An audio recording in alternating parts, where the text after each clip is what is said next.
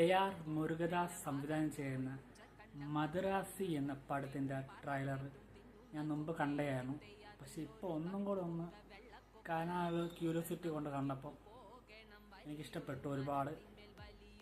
പിന്നെ വേറെന്തുവാ ഇന്ന് സ്പെഷ്യൽ സംഭവം എന്ന് വെച്ചാൽ നമ്മളെ ബിജു മേനൻ ചേട്ടൻ ഈ പടത്തിലുണ്ട്.